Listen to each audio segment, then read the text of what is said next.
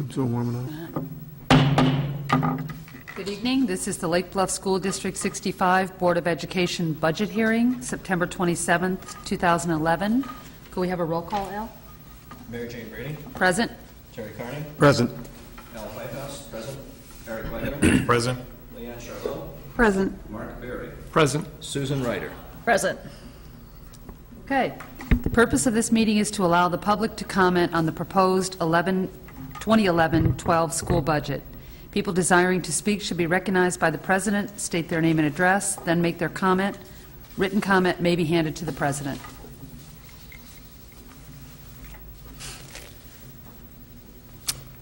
I see no one. I see no one. Doesn't appear to be anyone here to comment. I would ask, does the board have any questions at this time? Because we will be asking you in the course of the regular meeting to adopt the budget. There certainly can be brief discussion at that time, but if you have any questions now. Yeah, just, Jane, just overall, and maybe per fund and overall percentage increase. And I should have looked it up myself, and I apologize. Well, it depends on what you're going to ask me. I'll try to look up something as quickly as I can. I will tell you the budget is the budget that was presented to the Committee of the Whole, I believe at the August 9th meeting, and was discussed at that time, and then was presented to the board in tentative form at the August 23rd meeting. It has been on public display since that time, and I've not been contacted by any members of the public. Therefore, go ahead. I'm sorry, Al. I shouldn't make those statements. No, I was just looking roughly percent increase overall and per fund, because I'm not remembering. I apologize. And unfortunately, I didn't bring those numbers with me. I don't have them committed to memory. I think we did talk about that at the time. And Did we have to Give me make, a minute, I can look it up. Jane, did we have to make any modifications to revenue projections or expenditure projections? I did make some modifications, especially on the state revenue, so now the budget only reflects what we truly believe we'll get. I did not budget for the funds that they owed us for fiscal year 11. So I am only reflecting fiscal year 12 revenues based on what we believe we'll actually receive, which is 25% of everything except general state aid. And I did adjust general state aid just slightly. So the state revenue projections or budget reflects what we believe we will truly receive this fiscal year. Okay. And for the audience, could you tell us what percentage of our budget it comes from state aid and how dependent we are on that? Well, the largest piece of our state funds is general state aid, which is which the amount has been about $225,000, $230,000 a year for the last few years. We're in a flat grant district, which means we don't get the foundation level. People read about that in the paper when they hear about general state aid and what the legislators do. We only receive, I believe it's $218 per student. We're flat grant, and that's due to the high value of our property. Our EAV is so high that it puts us in the flat grant. That's the largest piece of our state funding. The other piece is special education personnel reimbursement, which is roughly the same amount, approximately $225,000 to $230,000. However, projections are we'll receive one payment out of 4 this fiscal year for those funds. The rest of the state revenue is very inconsequential. So overall, it only represents a very small percentage of the total. It is a very small percentage. Off the top of my head, I want to say 1 to 2%. So realistically, it doesn't affect our ability to commence business. No. No, it does not. We are not dependent. We are fortunate that we are not dependent on state funding. And it is 2% of our total revenues.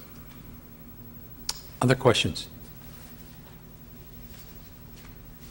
If we adopt this budget, where will we be in terms of reserve amounts? I know we've talked a lot about reserve amounts. We anticipate our reserves will continue to grow by the end of this fiscal year, which has been our trend over the last 8 years, at least, going on 9.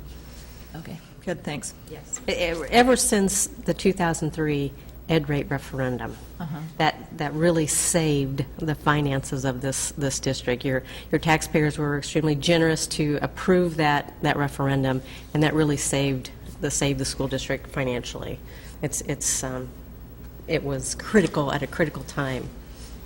And so that I'm sure I understand, even though we are seeing EAVs going down in very recent years, we aren't seeing our reserve go down, at least not at this time for 2011-12? That's correct. Okay. That's correct. And we don't, they haven't, our reserves have continued to grow every year. We anticipate they'll continue to grow again this year, which has been kind of our goal. You know, we want to adopt balanced budgets, which means expenses and revenues that are at least equal, but we have, our revenues have exceeded our expenditures for recent years. Okay. How much room do we have in our rate? Now, after the referendum, our rate, I'm trying to remember, I can look that up too, went up to over $2. We have plenty of room, because we were still so far below what the new approved rate was and the ed rate. We had plenty of room to grow, and we can continue to grow some. But when we talk about the levy coming up, you know, that'll be an opportunity for the board to have a very focused discussion, because the point you made about property values continuing to decline, and the district still has the capacity to elevate fund balance. I mean, the reason I asked the question I did is that, you know, you have the capacity to continue to raise your rate to match what you really think you need to operate. But that's not needed based on this budget. Part of the reason that the rate's going to increase is because of the decline in the EAV. Right, right. It's the whole levy process and the tax rate and the EAV is a cumbersome topic, and it's difficult to explain just to general audience, but it is really basically simple math. And if we levy $1 and the EAV goes down, your rate goes up, but we still get the $1. If we levy the $1 and the EAV goes up, the rate's going to go down, but we still get the $1. It's a difficult, cumbersome process, and we'll talk about that next month at the Committee of the Whole. What's on the agenda item for that? Yep.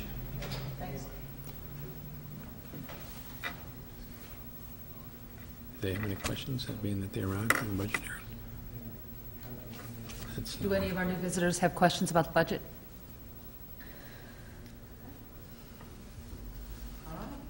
Could we have a motion to adjourn? I move that we adjourn the budget hearing. Second. All those in favor? Aye. Aye. Opposed? Okay. Adjourned. For 5 minutes?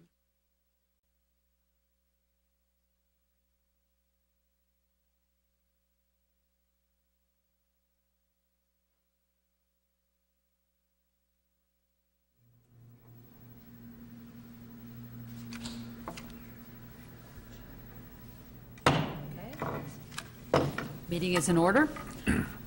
This is the Lake Bluff School District 65 Board of Education regular meeting, September 27th, 2011. We have a roll call, Al? Mary Jane Brady. Present? Terry Carney. Present. Al Pfeifhouse, present. Eric Wagoner. Present. Leanne Charlot. Present. Mark Berry. Present. And Susan Ryder. Present? Thank you. First item is communication. Do we have any communications or questions from visitors?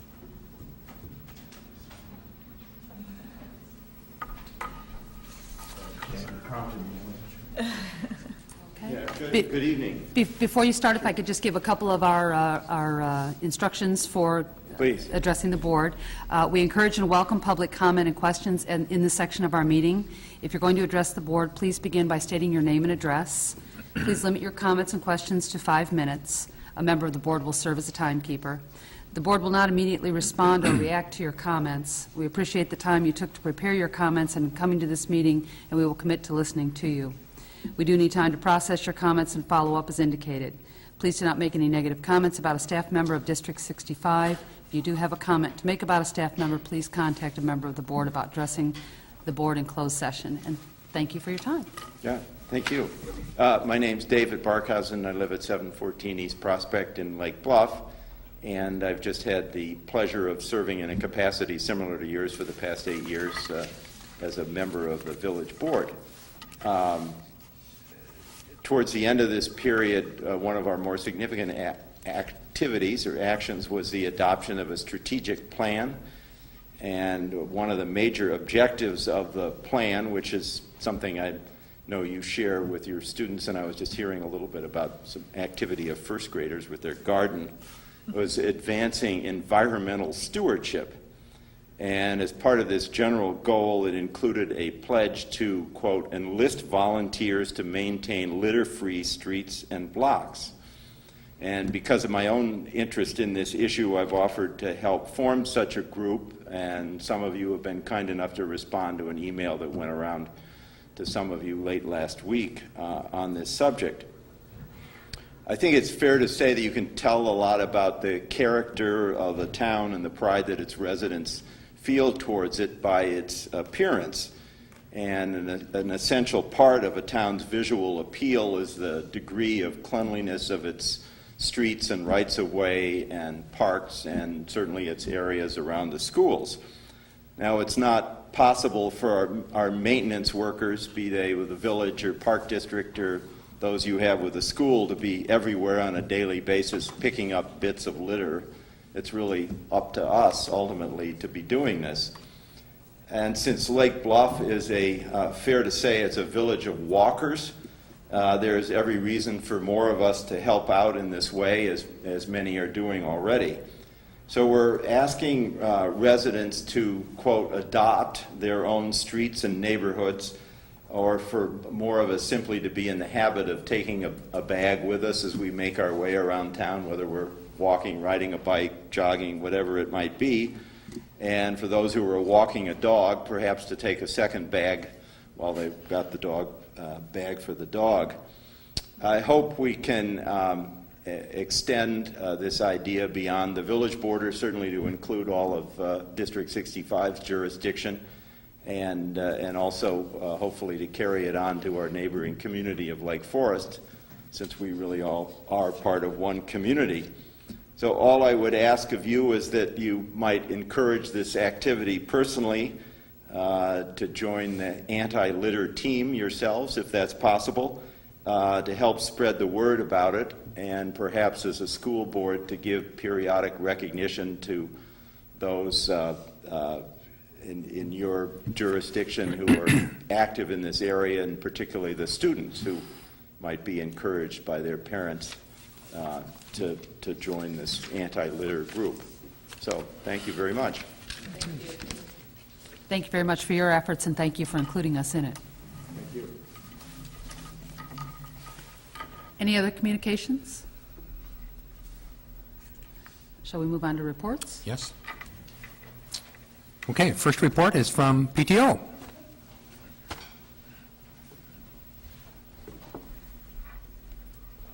Hello. This is the PTO report for September.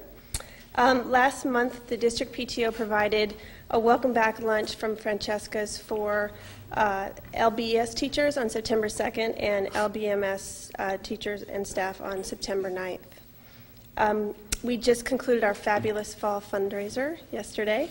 No numbers yet on participation or money earned.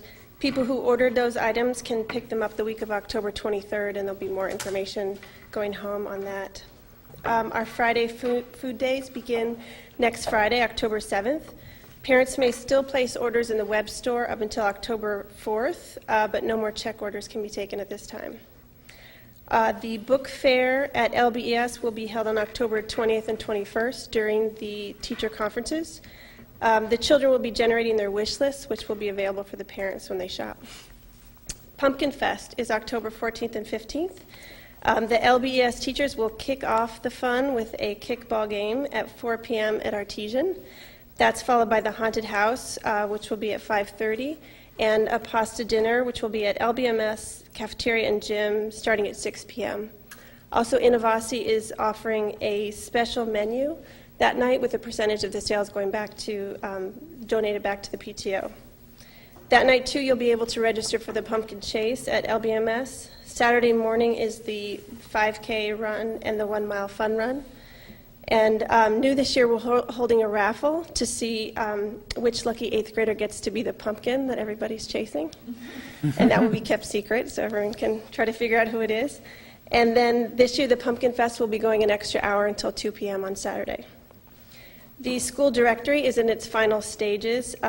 This will be distributed in the coming weeks. It was very helpful this year to utilize the information that was collected during the registration process with consent, as opposed to entering 600 family names, addresses, and phone numbers by hand. So thank you, a big thank you to Jean Amundsen and Kathleen Reedy who helped us with that. The PTO will also be offering some new spirit wear items and some old favorites later this fall. More details in a few weeks on that. And then yearbooks will be going on sale starting on Monday, both for LBES and LBMS. And those will be available for purchase in the web store. And then finally, the PTO board voted to purchase 500 folding chairs for LBMS and to purchase a laminator for LBES. That's it. Thank you. Thanks, Kate. Okay, thank you, Kim. I have a few things to update the board on. One, my updates, even though I said I would try to get them to you every Friday, sometimes I don't, because if I'm out of town or I haven't been in the district for most of the week, I don't have much to update on. So that's sometimes why there's a gap between one and another. There will be one this week, however. Also, I want to mention to the board that we have been very diligent about making sure that all of the students that attend school in Lake Bluff are residents of the school district. And we have encountered 3 or 4 cases where that is not the case. And so we are pursuing making sure that we have evidence that that is true and then proceeding accordingly. But I wanted to make you aware of that. We are getting closer to developing a prototype dashboard for the district to go on the district website. I know you had mentioned that at one of your prior meetings as something that you would like to see us do, and so administratively we're looking at how that might be affected, and well, probably sometime next month we should have something pretty close to being ready to be put on the website. Reminder that Thursday's meeting is a board self-evaluation, and I think you all got the agenda for that meeting, and we're all set for that. Also, the fall dinner meeting is coming up, and I don't, who is going? Al, were you? You are. Anyone else? Okay. Also, if you're still interested in going to the fall school board conference that is right before Thanksgiving, it's still possible to do that. That can be a valuable conference, especially if you're a brand new board member. But again, just let us know so that we can register you for that. Reminder about my upcoming schedule. I'm here all week this week. Next week I will be gone through Wednesday, but back on Thursday and Friday, and then the same routine the following week. So I'm not always around. There were 2 good articles in the School Board Journal, and I think Liz, or at least shared one of them with you about board governance, and it was interesting, you know, the 5 points of boards that are engaging in effective governance, and all of them are things that you guys are either involved in or shortly will be involved in. And a reminder to the community that this board meets on a 2-meeting structure, and this is the action meeting tonight for the month of September. And this meeting is televised, and it is the meeting where action is taken on the items, at least most of the items discussed at the Committee of the Whole meeting, which is not televised, but which is certainly open to attendance by the community. And final thing I have is that we did receive our life safety report from the regional office that was forwarded to Jane. We have some just very minor items of attention that we need to follow up on. If you're interested, I have copies of those. I do have one more, I just realized, and that is tomorrow we have early student release, and we have staff engaged in a variety of professional development activities at both the elementary school and the middle school. And if you're interested, I have agendas here of what they're going to be doing in the afternoon, but it starts about 12:15 and goes to the end of the day. So that's my report. Question? Yes? Just for clarification purposes, I think we all are familiar with the idea of the dashboard, but I Yes. wonder if the town is familiar with what that means? If you wouldn't mind people. No, not at all. I mean, what we hope to do is put some connections on the website that allows the public to take a quick look at a variety of aspects of the district's operation, whether it be student assessment results, whether it be financial items, whether it be upcoming events, whether it be strategic planning goals and initiatives, whatever. I mean, we're working on what buttons exactly will encompass the dashboard. The word dashboard comes from dashboard on a car, where you have different gauges that spell out different performances of your engine, and that's kind of what we're looking to do with this concept for Lake Bluff. Thanks. So you'll be able to just a quick snapshot. If you want more information, we can probably set it up so it directs you on down the line. Thank you.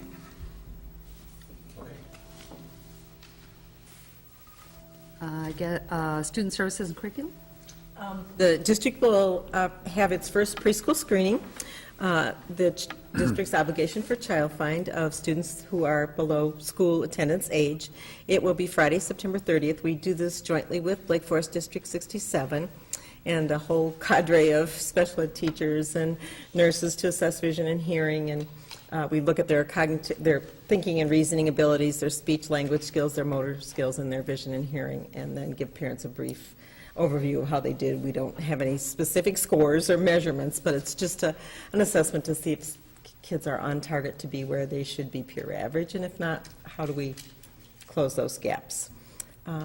Joanne Trahanis and I and the administrators have been working to raise awareness and plan for the implementation of Common Core standards, which you'll be hearing a lot more about during the school year. That's the whole country, a movement of most of the states in the country to look at standards across states, so that when students move, they'll be experiencing the same curriculum.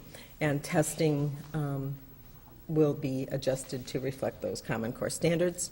And we're also looking at the legislatively imposed changes in teacher evaluation. So the admin team is working on those.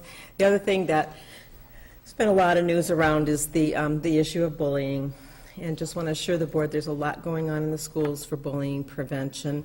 Most specifically, I spent a lot of time at the middle school in the last couple of weeks and have observed many things. I saw BAM assembly today, which talks about being respectful, act responsibly, and make good choices. And the whole student body of 6th, 7th grade graders was silent and respectful the entire time. It was really, really wonderful to see. They were excellent listeners and kind to their peers, and it was just really nice to see. They have Topic Tuesdays when they have specific things that they're going to talk about, and Mindful Mondays.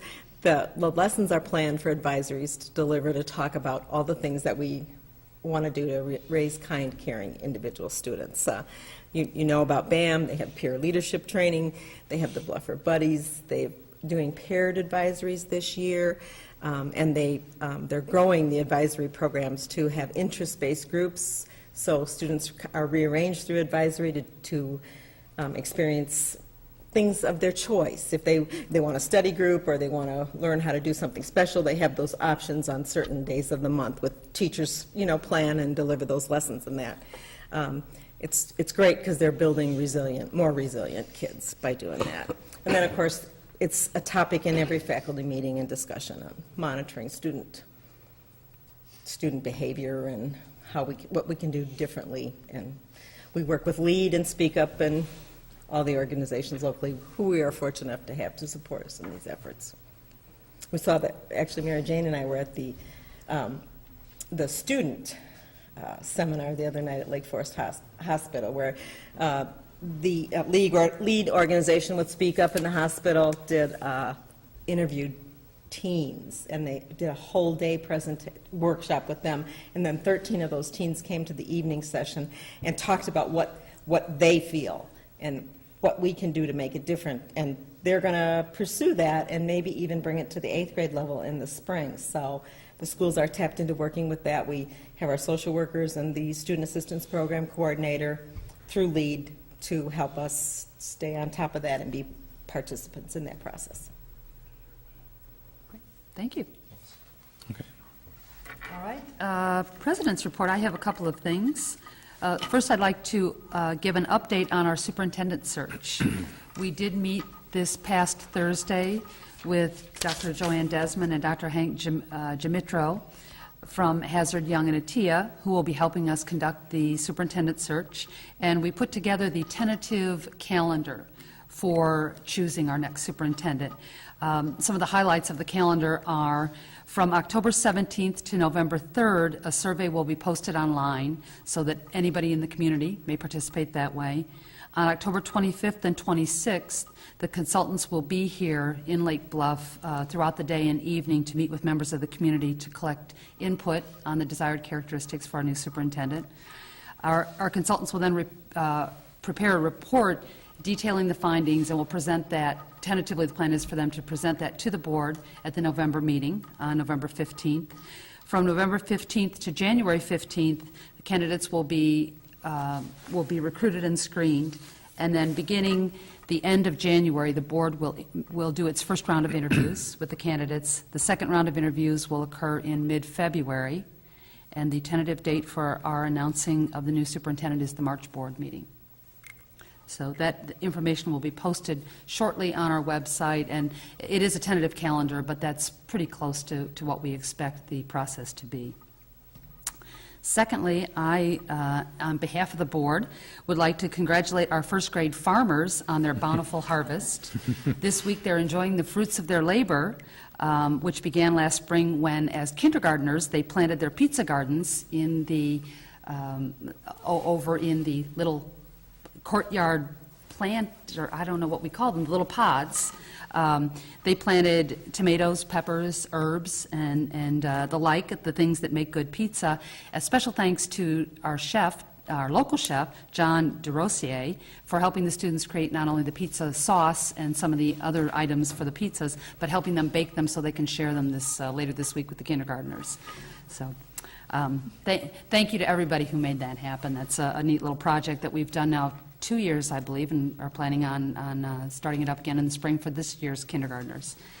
Also, congratulations to our Lake Bluff Middle School hockey teams who are enjoying another winning season.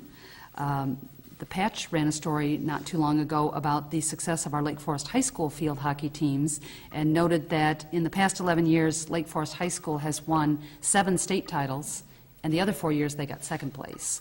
And quite a bit of that success is attributed to the feeder teams from both from Lake Bluff Middle School and Deer Path Middle School. So congratulations again to our teams. Thank you to the many parents who attended curriculum nights.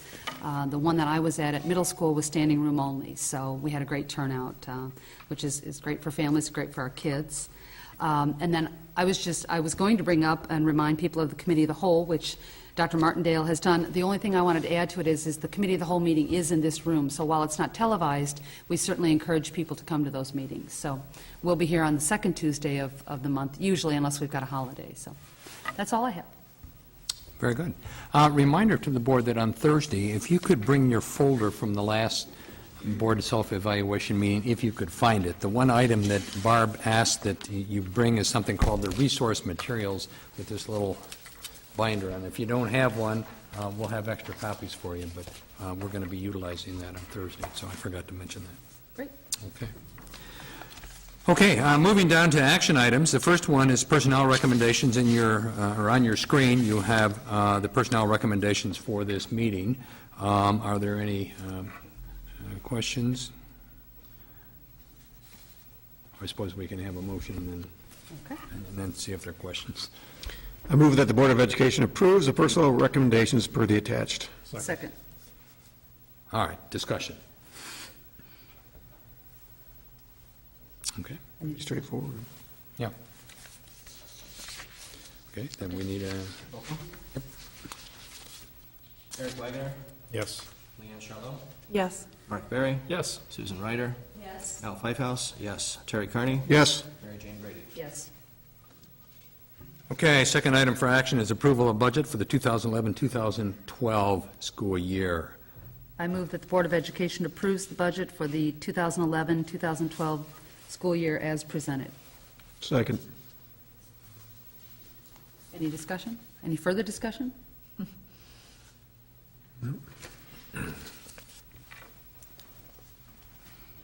Okay. Roll call? Eric Wagner, Yes. Al Pfeifhouse, Pfeifhaus? Yes. Terry Carney? Yes. Mary Jane Brady? Yes. Leanne Charlo? Yes. Mark Berry? Yes. Susan Ryder? Yes. Okay, next item is policy approval, policy 420, fund balances. That policy is in your packet or on your The screen. Board of Education approves Board Policy 420, fund balances as presented. Second. Any further discussion on those? We've talked about that the last several meetings. Yeah, I think it's a good idea to have a minimum expectation, but I still think we have an open discussion, which we'll get to over time, whether or not there should be a maximum level too. But I think this is a good start, just to have a policy to start with. And we talked about that in light of the facilities plan and some other Right, long-term. right. Things that we haven't done yet that we need to incorporate, right. Great. Of course, Thank there are districts who can only dream of maybe having a maximum Right. on those, but You never we are know. fortunate to where that's something real that we need to consider. Right. Is that a roll call? Let's see. Yeah. Terry Carney? Yes. Mary Jane Brady? Yes. Eric Wagner? Yes. Leanne Charlo? Yes. Mark Berry? Yes. Susan Ryder? Yes. Al Pfeifhaus? Yes. Okay, there was no action necessary coming out of closed session, so we'll move down to consent agenda. And you do have 10 items there underneath the consent agenda. If there needs to be a discussion on any one of them, we'll need a motion to pull that. But they are the regular meeting minutes of August 23rd, 2011, closed session meeting minutes, August 23rd, 2011, special meeting minutes, August 26th, special meeting minutes, August 30th, Committee of the Whole meeting minutes, September 13th, approve application for annual recognition of schools, 2011-12, destruction of closed session tapes for February 23, 2010, bills payable, treasurer's report, and activity report. The only thing I will comment on is that Al had indicated to me there needed to be a correction in the minutes reflecting the employment of Joanne Trahanis, that it's not Joanne you're employing, you're contracting with the company. And it was listed both ways. I move that we approve the addendums on the consent agenda and those listed on this, or as they are listed on the screen. Second. Eric Wagner? Yes. Al Pfeifhaus? Yes. Leanne Charlo? Yes. Terry Carney? Yes. Mark Berry? Yes. Mary Jane Brady? Yes. Susan Ryder? Yes. Okay, moving on to new business, we have one item, and this is a first discussion on Board Policy 2, semicolon 150, Board Committees. This was suggested to be put on the agenda at the last meeting for initial discussion, and so I'll turn it over to you. Thank you very much for putting in our packets the current Board of Education policy on committees. And as I read the policy and look at the committees listed there, some of them I'm not familiar with, but I also, and I wasn't able to get in touch with Liz to send this out, but I also brought a copy of the committee list that we had been working with the last several years before we went to this committee of the whole Okay. format. So I wanted to maybe pass these so people can look at, this is... Is it one page? One page. So, as we collapse our work from one meeting and committees functioning to the committee of a whole meeting and the action meeting, I want to make sure that the tasks that were being taken care of by the various committees aren't lost in the transfer. Well, I guess one question I would have of the board is, you currently have listed here 7 standing board committees in your policy. Is your desire to continue with those standing committees, or have some of them outlived their necessity of existence? As I look at them, I don't know whereas they have. I don't know what the schedule of frequency of meeting is regarding them, but you have Board Policy Committee, District Curriculum Committee, Finance and Facilities, Personnel, Communication, Parent-Teacher Advisory, and Behavioral Interventions. Now, I will tell you that typically board policy committees don't meet unless you're engaged in significant board policy revision, though some districts will take the board policy committee and have them do kind of what you're doing tonight, and that is look at policies that need to be revised, then bring that before the board. You're kind of doing that as an entire board, and that's fine.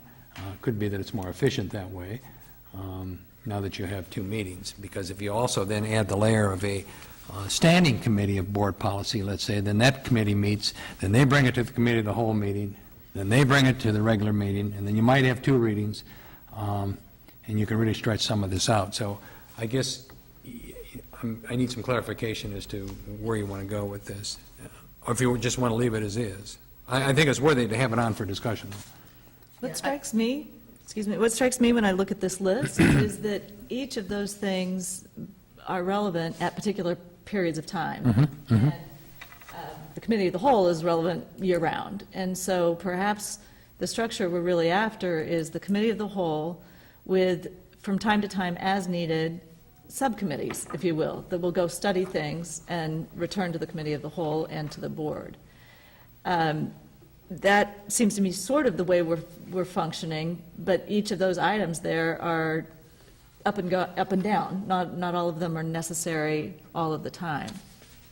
Well, you do have in your policy mention made of special board committees that exist for specific purposes to investigate special issues. And you know, they exist, and then they bring their report to the board, and then they don't. And then you have a second kind of committee, which is standing committees.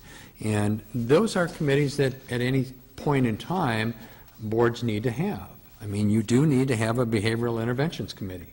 It may only meet once a year. You should have a parent-teacher advisory committee. You may have a personnel committee, you may have a finance and facilities committee, you may have a district curriculum committee.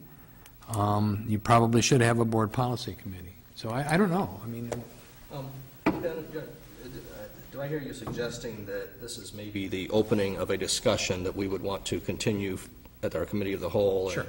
And maybe over time, certainly not a long time, because having sat here for a little more than 6 years, I've seen this committee list evolve almost annually. And believe it or not, this is the first time I've seen this particular list of standing committees presented to us, 2 or 3 of which I'm hardly recognizing, I dare say.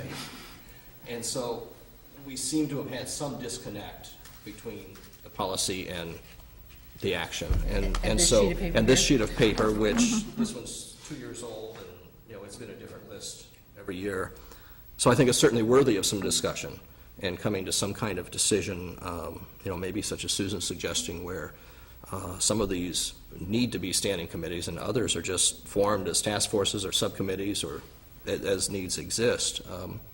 And there's a possibility that a lot of this can simply be handled by the committee of the whole structure, so, which I think is, on the whole, a more efficient structure for handling a lot of And this. I agree, this list is way too long. In terms of committees, much of this can now be taken care of with the committee of the whole, but, Although that social committee really is critical. Missed that one. So well, too. but this list is not embedded in your policy. No, it's not. right. No, it And as Al pointed out, some of these, we're not very familiar with who are the members of these committees. I don't think they exist, so it doesn't, Right, that's my point. So it doesn't seem that the policy right now is adequately describing. So I guess I would be interested committees we have in and some what they're doing. follow-up more about what is the nature of the work of each of these. Well, how about if we bring you a proposed policy revision for this policy at the committee of the whole meeting? That sounds I think terrific. that would be excellent. And then we can start there. Exactly. And then do like we're doing with a couple policies right now, social media and tutoring, where we bring you different renditions and we discuss and then change and Discuss some more and discuss some change. more and end up. I think where we need to that's end where up. we are. I think we don't really know even That's fine. how to mesh these at this point. Okay. So We will that would do be We terrific. will bring that at the next. I'm thinking maybe the committees don't even have to be listed in the policy. Okay. You think they do? Well, Unless legally there are some that, There are a couple. I mean, the Behavioral Interventions Committee, you really need to have Right. listed.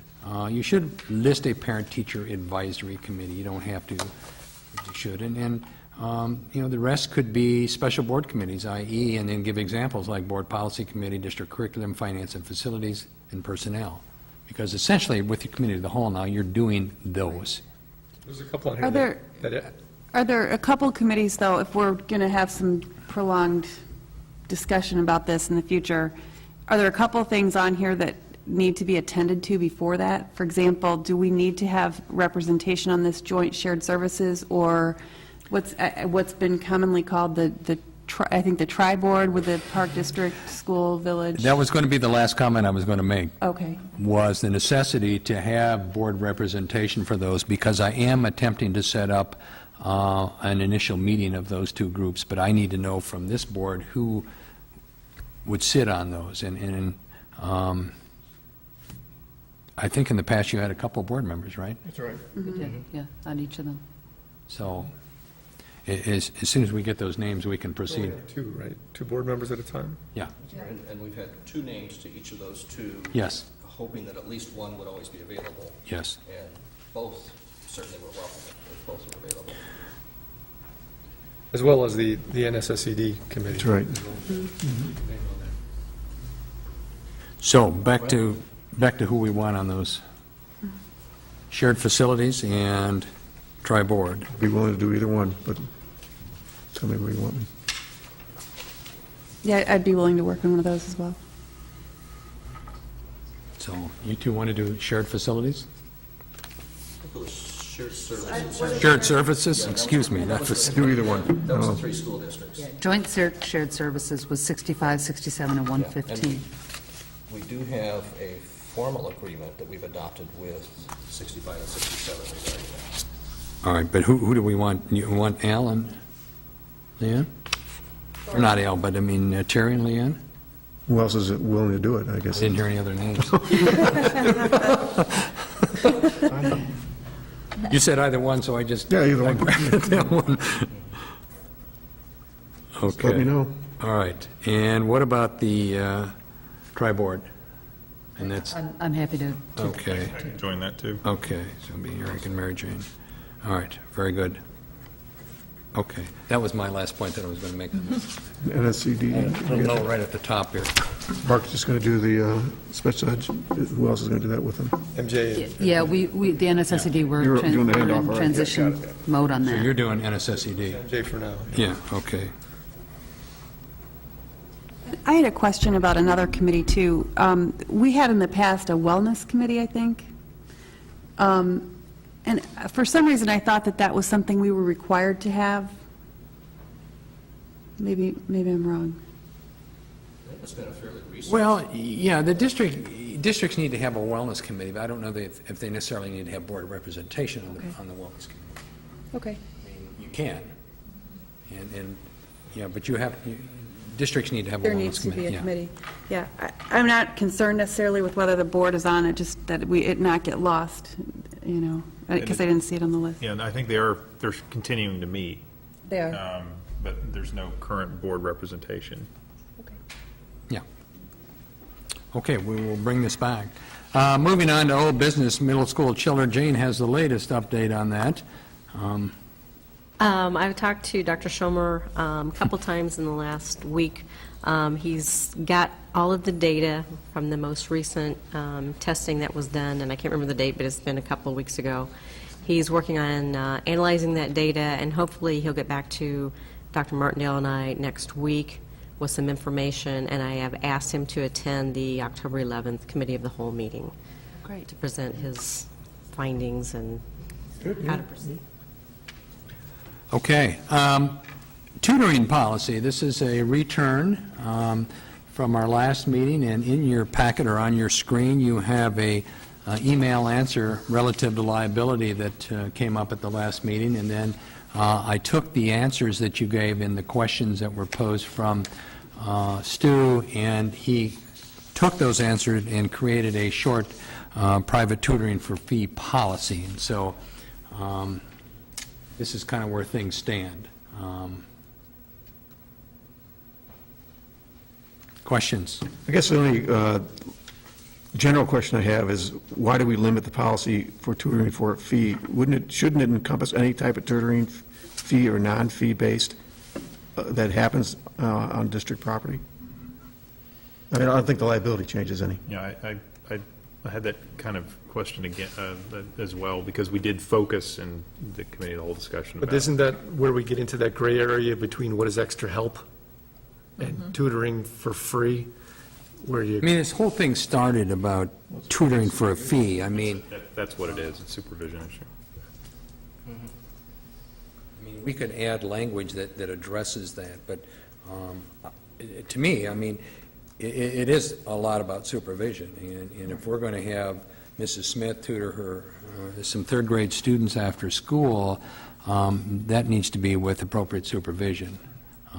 I mean, these may be kids that need some extra help, and she's willing to give some extra help, and there's no fee involved, just like come in after school and I'll help you get your homework done. Yeah, that's my point. So I thought Stu's was a good start, a little narrow, because I really do think it's about any type of, tutoring, if you will, if that's the word we want to use. But I think the real essence is how do we manage it from a supervisory perspective. Okay. But in your hypothetical, Mrs. Smith might be the teacher, the classroom teacher Correct. for those children. Yeah. And so it is different than what we're proposing here, which is tutoring for a fee can't be done by a classroom teacher. So it is a different kind of animal, despite the fact that supervision is really the issue for both. Well, again, to clarify, the tutoring can occur simply off campus. So maybe a separate small section that addresses students staying after school for extra help from their teacher that basically is around supervision, and that supervision must be provided, or whatever needs to be said about that. Well, I think we saw the specific statement from our insurer is that they don't really condone or encourage one-on-one tutoring. Right. Group arrangements are more acceptable. And it 4 or does go 5 back to teachers, supervision, yeah. but, 2 or 3 or 4 kids or several teachers, in a library or something, during a time period when the building principal is aware that tutoring or extra help or whatever we want to call it is going on, which is different from tutoring for a fee. They are 2 different things, but I think we need to define them both and cover them both in the policy. In policy, perhaps 2 separate policies. It looks to me like we took from our insurance company that there's a liability issue. My impression is that most insurers would probably say there's an issue with almost anything you ask them, because their job is to limit their exposure, and so they're going to be very conservative in their advice. My concern is if we say simply, no tutoring in our buildings at all, how's that going to work for kids? How's it going to work for families?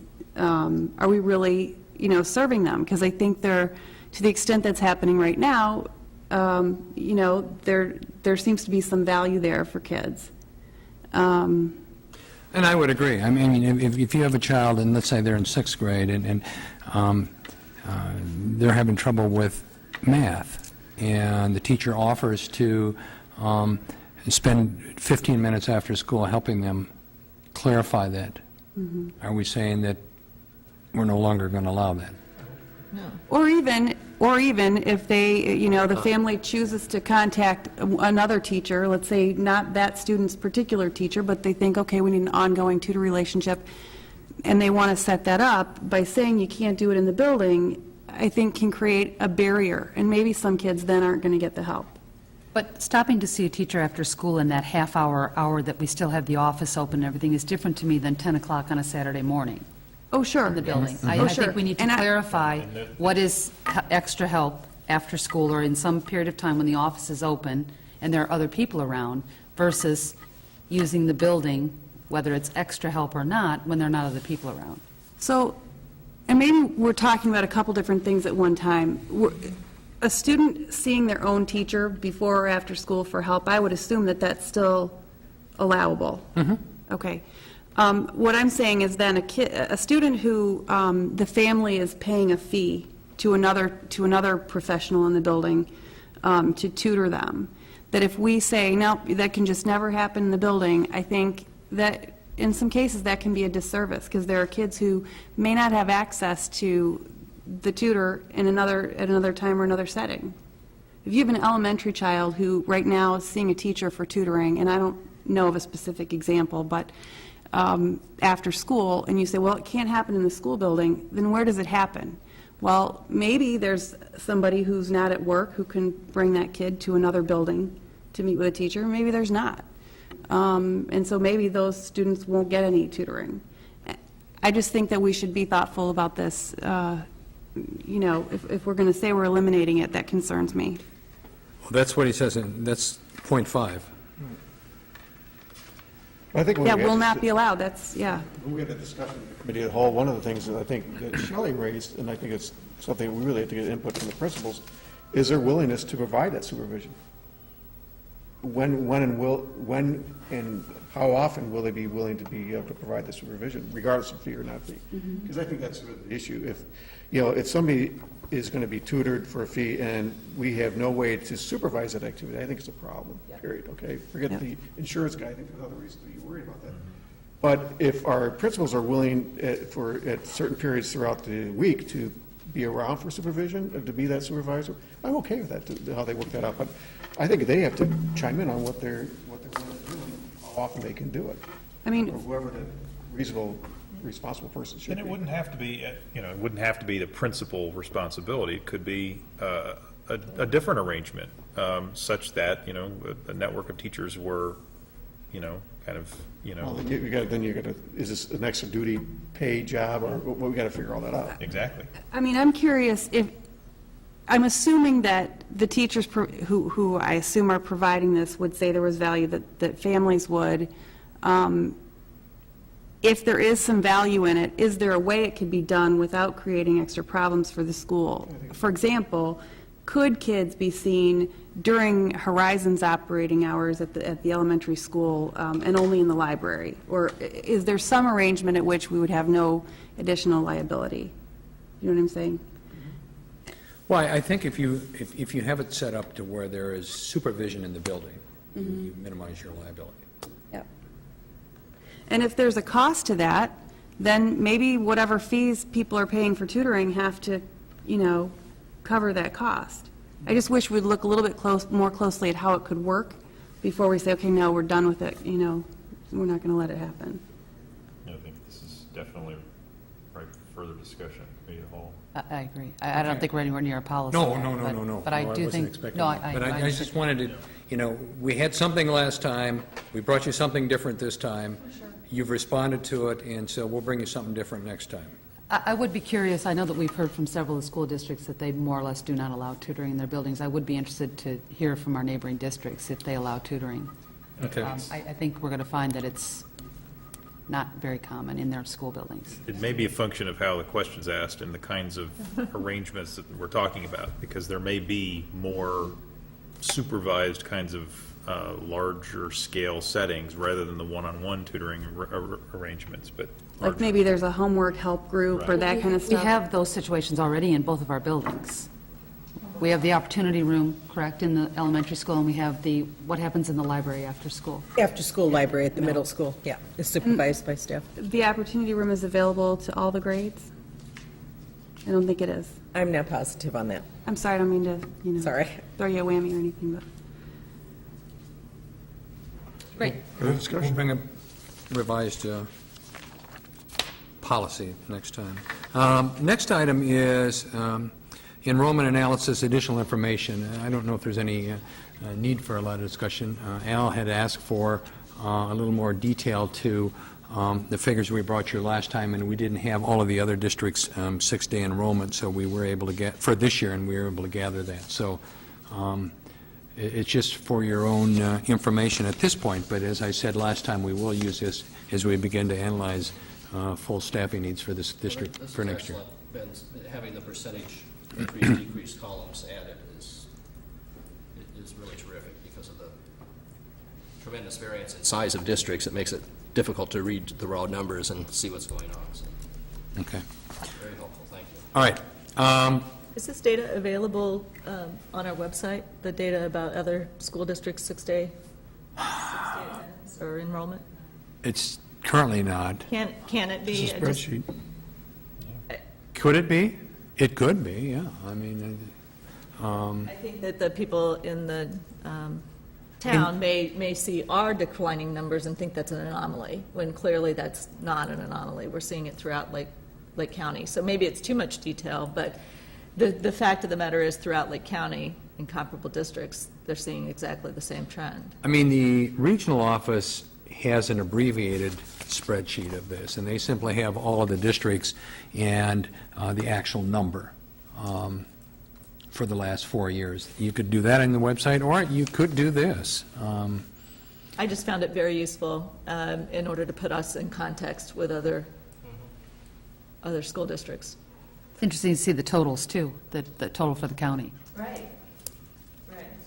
I suppose we could put it on as a item of interest on Kathleen, do we have like a catch-all little, We have board documents, so it is put it in there?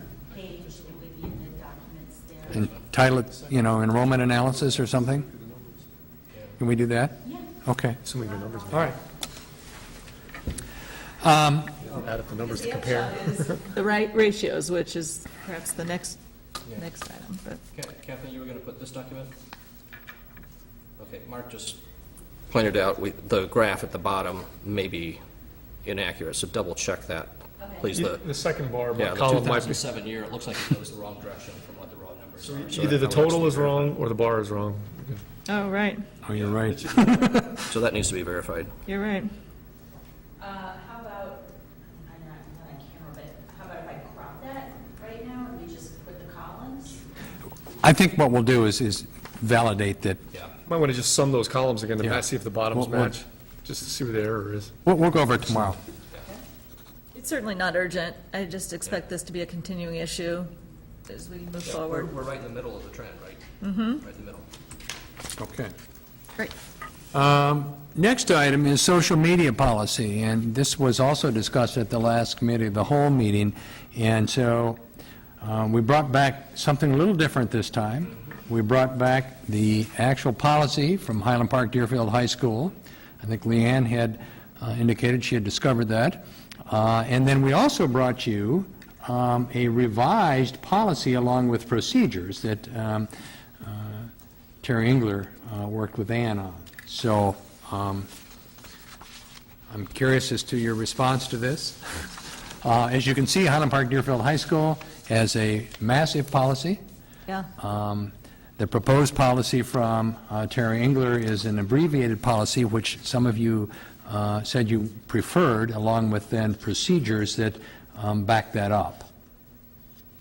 So my recommendation is that you should have a policy. The Illinois Association of School Boards recommends you have a policy. Not all districts do, but I think you need to, and the sooner you have one, the better. But I am wide open as to the design of this policy. I thought that when I read through it, one of the things that struck me was it doesn't address what might currently be going on, and maybe it needs to somehow, because a lot of what it might be prohibiting is currently going on. Well, and as I commented back to you, this proposed policy is proposed by a legal counsel, and that once you adopt that policy, unless you modify it, then from that point forward, there would need to be alteration of practice and behavior on the part of staff. I mean, you might be able to be doing it now, and it's okay because you don't have a policy, but now you're going to create a policy, and it may prohibit some of the things that are currently being done. And so you have to discuss that as a board to decide whether or not you want to prohibit some of that. It's part of the change management kind of rollout, I think, to tell the teachers and the staff what this policy says and alert them in advance that they need to rectify anything that might be controversial under the new policy. I think, as I would see the sequence of steps, once you get comfortable with what you think it should look like, we would probably need to sit down and impact bargain this because it is a change in working conditions. So you wouldn't just be able to say, okay, we approve this policy and this is how it is, sorry.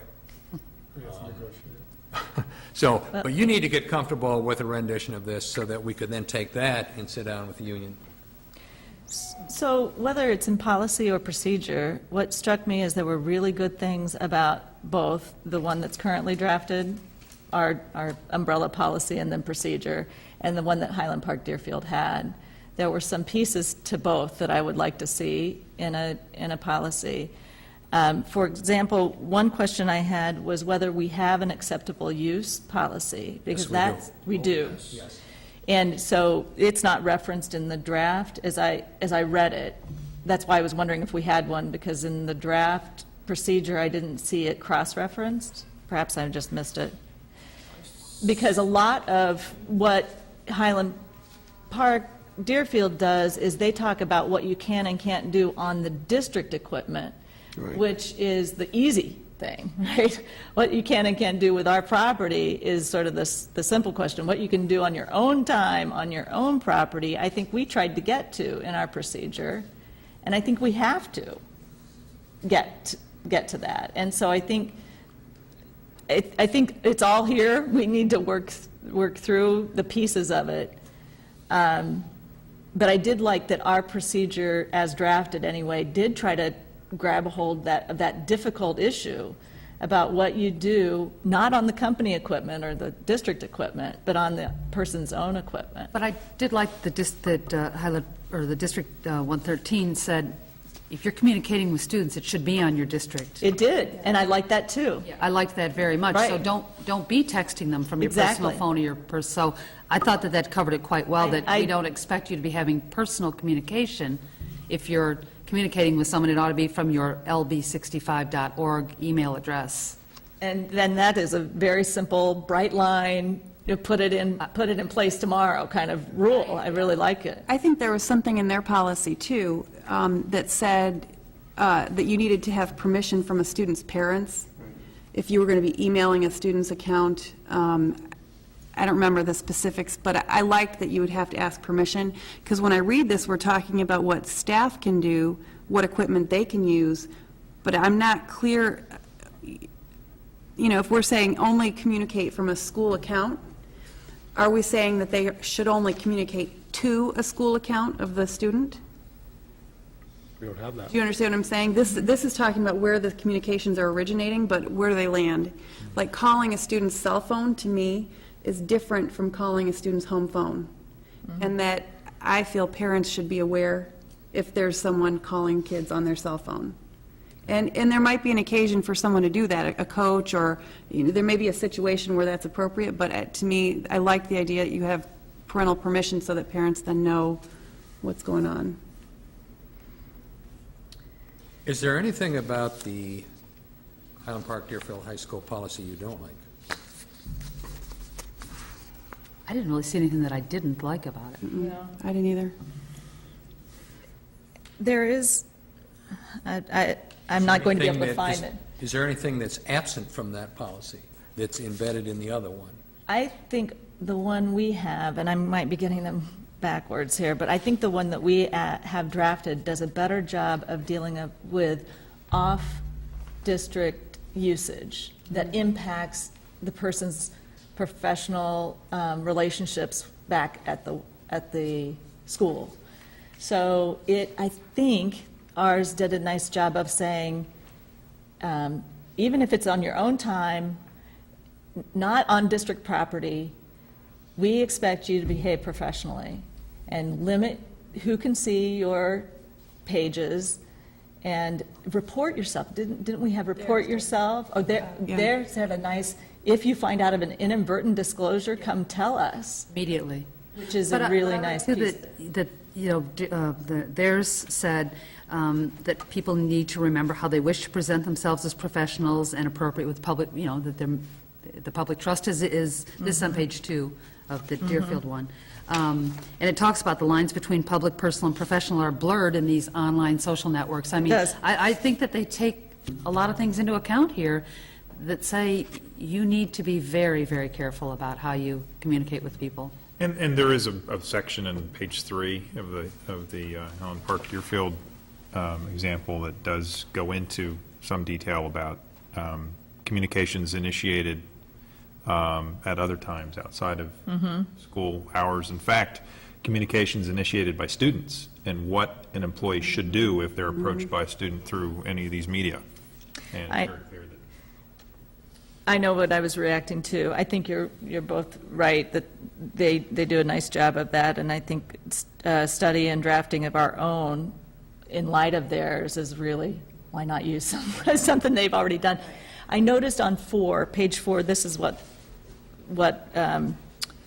attracted or caught my attention, was that they specifically say discipline can result if you do these activities while using the company's computers or electronic network on page 4 of their policy. And I'm thinking, wow, you do some of that stuff on your own time and to a public audience? I'm not going to just want to sit by and say, oh, it's on their own time. Right. You know, at the top of page 4, I noticed that is limited in a way that we want to think hard about, because if you put it in there that way, does it imply that as long as you do it on your own time, it's not going to get you disciplined? So Like the issue of engaging in illegal drug use, for example.